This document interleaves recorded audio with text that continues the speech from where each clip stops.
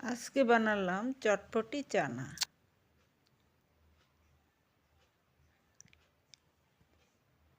এখানে সব কিছু ভালো করে ভেজে নিব।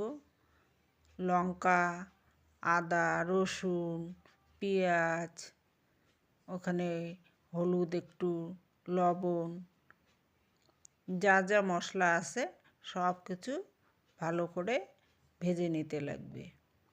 একটু জিরে গুঁড়ো, একটু লঙ্কা গুঁড়ো, সামান্য জল দিয়ে কষিয়ে নিব।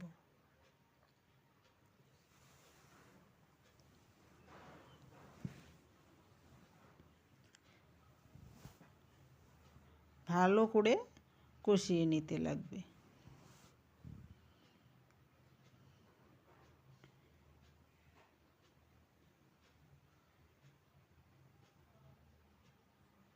তারপরে সিদ্ধ করে রাখা চানাটাকে দিয়ে দেব। চানাটা দিয়ে ভালো করে ভাজবো। এইখানেই চানা আমি যা মশলা দিলাম সব মশলা একসাথে ভেজে নেব।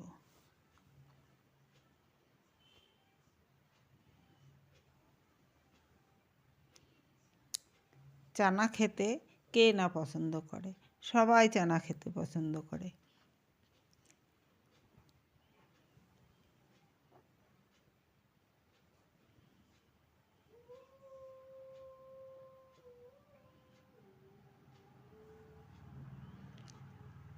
তারপরে সেদ্ধ করে রাখা আলু,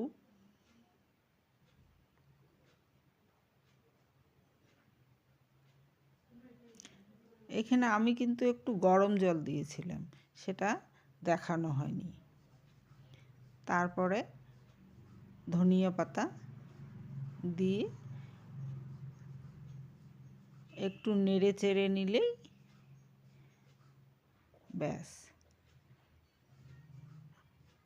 দেখুন কি সুন্দর দেখা যাচ্ছে।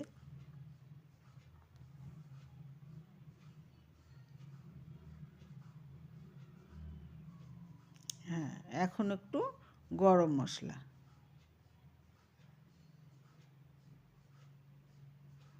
সামান্য একটু গরম মশলা।